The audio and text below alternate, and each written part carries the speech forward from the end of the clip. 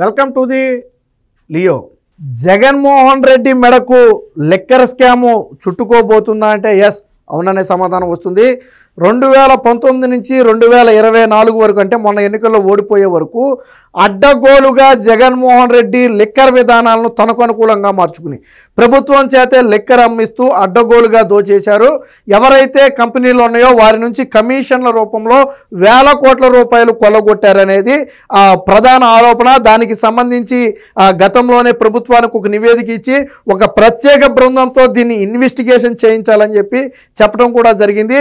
ఇప్పటికే దీని మీద పలు సెక్షన్ల కింద అటు వాసుదేవరెడ్డితో పాటు ఈ లిక్కర్ స్కామ్లో అనుమానితులుగా ఉన్న అనేక మంది మీద కేసులు నమోదు చేయడం, వారిని విచారించడం కూడా జరిగింది. అయితే తాజాగా నిన్న రాష్ట్ర ప్రభుత్వం అయితే ఒక సంచలన నిర్ణయం తీసుకుంది. ఈ లిక్కర్ స్కామ్కు సంబంధించి ప్రత్యేక సిట్ను ఏర్పాటు చేస్తూ ఉత్తర్వులు జారీ చేసింది. సిట్ అంటే కేవలం ఏదో ఇన్వెస్టిగేషన్ చేసి ప్రభుత్వానికి నివేదిక ఇవ్వటమే కాదు, దీనికి పూర్తి అధికారాలు కల్పిస్తూ నిన్న ఉత్తర్వులు జారీ చేసింది. ఏంటి అధికారాలు అంటే వాస్తవానికి విజయవాడ కమిషనర్గా ఉన్నటువంటి రాజశేఖర్ ఆధ్వర్యంలో అయితే ఈ సిట్ అయితే నడుస్తుంది. అలాగే సిఐడి డీజీ ఐఎన్ఆర్ ఆధ్వర్యంలో ఈ పర్యవేక్షణ మొత్తం కూడా సాగుతుంది. దీనిలో ఎస్పీ సుబ్బారాయుడు కూడా టాస్క్ ఫోర్స్గా అందులో ఎస్పీ సుబ్బారాయుడుతో పాటు మరి కొంతమంది అధికారులను కూడా ఇంక్లూడ్ చేశారు. దీనికి ఒక స్టేషన్ హోదా కల్పించారు. ఈ సిట్ ఎక్కడుంటే అదే పోలీస్ స్టేషన్. అంటే ఒక పోలీస్ స్టేషన్లో తీసుకునే ప్రతి చర్యను కూడా ఈ సిట్ తీసుకోవచ్చు. సాధారణంగా సిట్ అధికారులు ఏంటంటే నివేదిక తయారు చేసి ప్రభుత్వానికి ఇచ్చేస్తారు. ఆ అరెస్టులు లాంటివన్నీ కూడా తర్వాత పోలీసులు తీసుకోవాల్సిన చర్యలు అవి. బట్ ఈ సిట్కే ఒక ప్రత్యేక అధికారాలు కల్పించారు. ఒక స్టేషన్ హోదా కల్పించడంతో పాటు రాష్ట్రంలో ఏ మూలకైనా వీళ్ళు వెళ్ళొచ్చు, ఏ వ్యక్తినైనా వీళ్ళు ప్రశ్నించవచ్చు, ఎవరి మీద అయినా చర్యలు తీసుకోవచ్చు, ఎవరినైనా ఎప్పుడైనా విచారణకు పిలవచ్చు, అవసరమైతే విచారణలో అనుమానం వస్తే అదుపులోకి కూడా తీసుకోవచ్చు. సో అన్ని పవర్స్ ఈ సిట్కి కల్పించారు. అంటే కేవలం ఏదో రికార్డు రాసుకుని వెళ్ళిపోవడం కాదు, విచారణ సమయంలో వాళ్ళు మాట్లాడే మాటల మీద అనుమానం వస్తే వెంటనే అరెస్టు చేసే అధికారాన్ని కూడా ఈ సిట్కి కల్పించారు. అలాగే రాష్ట్రంలో ఉన్న ప్రతి శాఖ కూడా ఈ సిట్కు పూర్తిగా సహకరించాలి.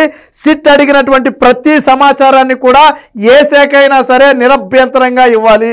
సాధారణంగా ఇన్వెస్టిగేషన్ సమయంలో కొన్ని శాఖల నుంచి ఏదైనా సమాచారం తీసుకోవడానికి ఇబ్బంది అవుతుంది. ఆ శాఖల నుంచి రెస్పాన్స్ రాకపోతే విచారణ అనేది డిలే అవుతుంది. బట్ ఈ కేసులో అటువంటి అవకాశమే లేదు.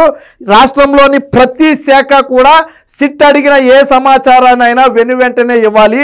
ఏ అధికారైనా సిట్కు సహకరించాలి. అందులో నో డౌట్ ఇవన్నీ కూడా ఆర్డర్స్లోనే ఇవ్వటం జరిగింది. సో అంటే ఒక రకంగా జగన్మోహన్ రెడ్డి మీద చంద్రబాబు గారు విసిరిన పంజానే ఈ సిట్గా చెప్పొచ్చు. లిక్కర్ స్కామ్కు సంబంధించి దాదాపుగా 3,110 కోట్ల రూపాయలు ముడుపుల రూపంలో తీసుకున్నారనేది వాదన. మీరు అనుకోవచ్చు లిక్కర్లో మొత్తం 3,000 కోట్లైనా వచ్చిందని. మనం మాట్లాడుకునేది కేవలం కమిషన్లు. ఒక లిక్కర్ బ్రాండ్ను షాపులో పెట్టి అమ్మటం కోసం ఆ లిక్కర్ బ్రాండ్ వాడు ఇచ్చినటువంటి కమిషనే 3,100 కోట్ల రూపాయలకు పైగా ఉంది. దీనికి సంబంధించి ప్రాథమిక నిర్ధారణకు గతంలో వచ్చారు.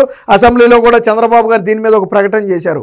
బహుశా జగన్మోహన్ రెడ్డి ఇంటి దగ్గర ఫైర్ యాక్సిడెంట్కి దీనికి కూడా ఏమైనా లింక్ ఉందేమో అనుమానాలు ఉన్నాయి. ఆల్రెడీ నేను గత వీడియోలో కూడా చెప్పాను. జగన్మోహన్ రెడ్డి ఇంటి దగ్గర నిన్న బయట కొంత ఫైర్ యాక్సిడెంట్ జరిగింది. అది కొంతమంది టీడీపీ మోకలు చేసే అనేది వైసీపీ చేస్తున్నటువంటి ఆరోపణ, ఇండైరెక్ట్గా చేసే ఆరోపణ అదే. బట్ అసలు విషయం ఏంటంటే ఎప్పుడైతే ఈ సిట్ని ఏర్పాటు చేసి సిట్కి ఫుల్ పవర్స్ ఇచ్చారో, ఎవరి దగ్గరికైనా వెళ్ళి విచారించవచ్చని అధికారం వీళ్ళకి ఇచ్చారో, దాంతో ఎక్కడ తాడేపల్లి ప్యాలెస్కి వస్తే ఎక్కడ అక్కడ ఉన్నటువంటి లిక్కర్ స్కామ్ పత్రాలు బయటపడతాయనే ఉద్దేశంతో ఆ ఫైర్ యాక్సిడెంట్ పేరుతో తగలబెట్టారు అనేది బలమైన వాదన కాదు అని మనం కొట్టుపడేది. ఎందుకంటే చంద్రబాబు గారు ముఖ్యమంత్రి అవ్వకముందు అంటే గెలిచి ప్రమాణ స్వీకారం చేయకముందు 1-2 చోట్ల ఫైర్ యాక్సిడెంట్ జరిగింది. ఆయన ముఖ్యమంత్రి అయిన తర్వాత 1-2 చోట్ల ఫైర్ యాక్సిడెంట్ జరిగింది. పెద్ద accident Madanapalle sub collector office దహనం కేసు. పెద్దిరెడ్డి ఏదైతే అక్రమంగా పేదల నుంచి భూములు కొట్టేశాడో దాని రికార్డ్స్ బయటపడకుండా చేసినటువంటి ఫైర్ యాక్సిడెంట్. సో ఇలాంటివన్నీ కూడా వైసీపీ హయాంలో జరిగాయి. కాబట్టి ఇది కూడా ఆ కోవలోనే జరుగుంటుందనే అనుమానం అయితే ఉంది. సరే ఇదంతా పోలీసులు ఇన్వెస్టిగేషన్లో బయటకు వస్తుంది అనుకోండి. మొత్తంగా ఏది ఏమైనా జగన్మోహన్ రెడ్డి మెడకైతే ఈ లిక్కర్ స్కామ్ను బలంగా ఉచ్చుగా బిగిస్తున్నారు.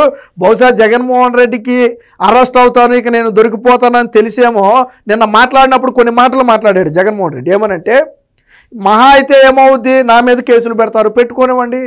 ఇంకా అయితే ఏమవుద్ది, 3 నెలలు జైల్లో పెడతారు, పెట్టుకోనివ్వండి. ఏమవుద్ది, మళ్ళీ బయటికి రెట్టించిన ఉత్సాహంతో వస్తాం. అంటే అర్థం ఏంటి, ఇప్పటి వరకు జగన్మోహన్ రెడ్డి నన్ను అరెస్ట్ చేస్తారు, నన్ను జైల్లో పెడతారని ఈ 7 నెలలు ఎక్కడ అనలా, ఈ 7 నెలలు ఎక్కడ జగన్మోహన్ రెడ్డి మాట్లాడలా. కానీ ఇక్కడ సిట్ ఏర్పాటు జరిగే టయానికి జగన్మోహన్ రెడ్డి మాటలో తేడా వచ్చింది. అంటే ఇండైరెక్ట్గా ఒక హింట్ ఇస్తున్నాడు, ఖచ్చితంగా లిక్కర్ స్కామ్లో నేను దొరకడం గ్యారంటీ. దొరికితే ఏమవుద్ది, సరే జీవితకాలం అయితే జైల్లో పెట్టలేరు కదా, కొంత టైం పడుతుంది కదా అది నిరూపించబడటానికి. నేను మళ్ళీ రెట్టించిన ఉత్సాహంతో వచ్చేస్తా. నన్ను 16 నెలలు జైల్లో పెట్టారు, రాలేదా నేను? అంటే చూడండి, 16 నెలలు జైల్లో ఉండి నేను బయటికి రాలేదంటే అది కూడా గొప్పగా చెప్పుకున్నాడు. నేను తప్పు చేయలేదు అంట్లా, నేను జైలుకి వెళ్ళాను, మళ్ళీ రాలేదా, మళ్ళీ జైలుకి వెళ్తాను, మళ్ళీ వస్తాను, ఏమవుద్ది? అంటే దీన్ని బట్టి అర్థమైంది ఏంటంటే ఈ లిక్కర్ స్కామ్కు సంబంధించి రాష్ట్ర ప్రభుత్వం వదిలిపెట్టదు. చంద్రబాబు నాయుడు జగన్మోహన్ రెడ్డి జుట్టు పట్టి ఆ లిక్కర్ స్కామ్లో ఉన్న సొమ్మంతా కూడా బయట పెడతాడు. ఇది జగమెరిగిన సత్యం, జగన్మోహన్ రెడ్డికి కూడా తెలుసు. కాబట్టే నిన్న స్వరం మారింది. ఏమవుద్ది, తప్పుడు కేసు పెడతారు, ఏమవుద్ది, 3 నెలలు జైల్లో పెడతారు, పెట్టుకోనివ్వండి అని ఒక హింట్ అయితే కార్యకర్తలకి నాయకులకి ఇచ్చినట్టుగా కూడా తెలుస్తుంది. సో దీనికి సంబంధించిన వార్త ఒకటి వచ్చింది, ఒకసారి చూద్దాం. కిక్కు లెక్క తేలుస్తారు, జగన్ మద్యం దోపిడీపై సిట్ ఏర్పాటు, సారథిగా బెజవాడ కమిషనర్గా ఉన్నటువంటి రాజశేఖర్ బాబు, ఈయనే రాజశేఖర్ బాబు. సో ఆయన ఒక సిన్సియర్ ఆఫీసర్గా పేరున్నటువంటి వ్యక్తి, హానెస్ట్గా డ్యూటీ చేస్తారని గతంలో కూడా అనేక మంది చెప్పినటువంటి పరిస్థితి. సో ఈ కేసుకి అయితే ఆయన్ని సారథిగా పెట్టడం జరిగింది. ఇక టీంలోకి రెడ్ టాస్క్ ఫోర్స్గా ఉన్నటువంటి ఎస్పీ సుబ్బారాయును కూడా తీసుకున్నారు. ఆయన కూడా దూకుడుగా వ్యవహరించే వ్యక్తి, అందరికీ తెలుసు.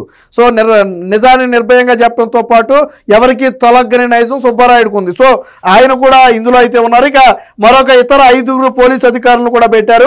ఇక సిఐడి ఐజీగా ఉన్నటువంటి డీజీగా ఉన్నటువంటి ఐఎన్ఆర్ పర్యవేక్షణలో ఈ కేసు మొత్తం కూడా విచారణ అయితే సాగుతుంది. ప్రభుత్వం దానికి ఇచ్చింది. సో ప్రతి శాఖ కూడా సిట్కు సహకరించాలి, ఎక్కడైనా సోదాలు చేయొచ్చు, ఎక్కడైనా ఆధారాలను సీజ్ చేయొచ్చు, ఎవరినైనా ప్రశ్నించవచ్చు, అవసరమైతే అరెస్టు కూడా చేయొచ్చు. పూర్తి అధికారాలు అప్పగింత, ప్రతి 15 రోజులకు డీజీపీకి నివేదిక. గత సెప్టెంబర్లో నమోదైన కేసు దర్యాప్తు ఇక వేగవంతం. 3113 కోట్ల రూపాయల కమిషన్ల భాగోతాన్ని వెలికి తీయనున్న సిట్టు. సో ప్రాథమికంగా అయితే 3113 కోట్ల రూపాయలు ప్రాథమిక అంచనాకు వచ్చారు.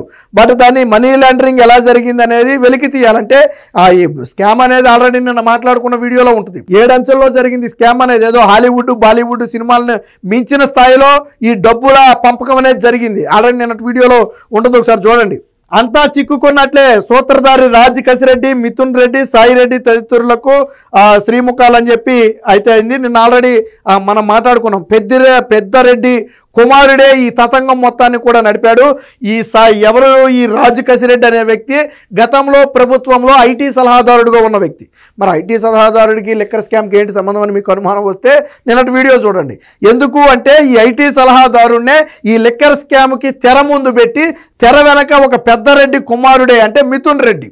సో పెద్దిరెడ్డి కుమారుడు మిథున్ రెడ్డి ఈ కథ మొత్తాన్ని కూడా నడిపాడు. సో దాదాపుగా పూర్తి ఆధారాలు సేకరించారు. ఎవరైతే లిక్కర్ బ్రాండ్లు సరఫరా చేశారో గతంలో వాళ్లే స్వయంగా ఈ పేర్లన్నీ కూడా బయట పెట్టినట్టుగా సమాచారం. చాలా లిక్కర్ కంపెనీల అధినేతలతో ఆల్రెడీ పోలీసులు మాట్లాడారు. అప్పుడు ఎంత కమిషన్లు ఇచ్చారు, ఇచ్చిన కమిషన్ ఏ రూపంలో చేర్చేవారు, ఎవరు వచ్చి తీసుకునేవాళ్ళు, ఏ మొబైల్ వాడేవారు, ఇలాంటి పూర్తి సమాచారాన్ని అయితే సేకరించారు.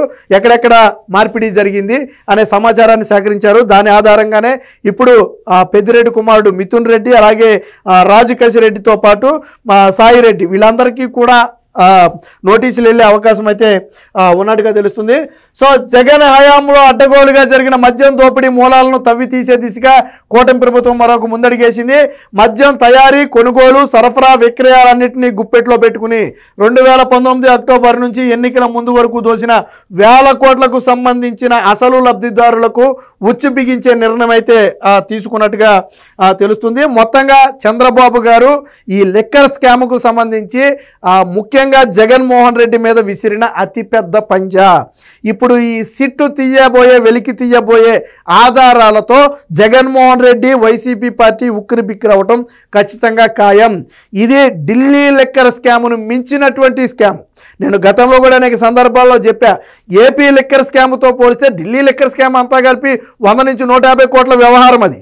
కానీ ఇక్కడ 3113 కోట్ల రూపాయలు. అంటే ఢిల్లీ లిక్కర్ స్కామ్కి ఈ లిక్కర్ స్కామ్కి నక్కకి నాగలోకానికి ఉన్న తేడా ఉంది.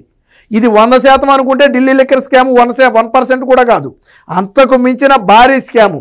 సో ఇప్పుడు సిట్టు రంగంలోకి దిగటంతో పాటు దీనికి ఒక స్టేషన్ హోదాతో పాటు పూర్తి సర్వాధికారాలు కల్పించారు. కాబట్టి ఖచ్చితంగా కొంతమంది కీలక వ్యక్తులు దొరకబోతున్నారు.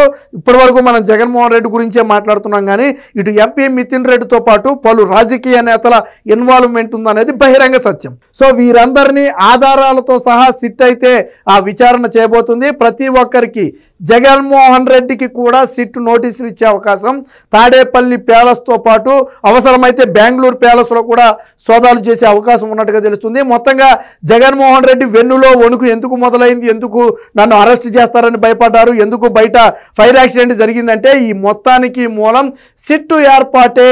ఖచ్చితంగా ఇది జగన్మోహన్ రెడ్డిని వదిలిపెట్టదు. చంద్రబాబు నాయుడు ఎట్టి పరిస్థితుల్లో జగన్మోహన్ రెడ్డిని వదిలిపెట్టడని భయంతోనే జగన్మోహన్ రెడ్డి నిన్న స్వరం మారింది. ఏదేమైనా సిట్టు విచారణ ప్రారంభం కాబోతున్న నేపథ్యంలో ఇందులో ఎవరెవరు ఇంకా బయటకు వస్తారు, ఇందులో ఏమేం లోపోస్ తెలుస్తాయనే ఆసక్తి అయితే రాష్ట్ర ప్రజల్లో ఏర్పడింది. Please subscribe to Leo news for more videos.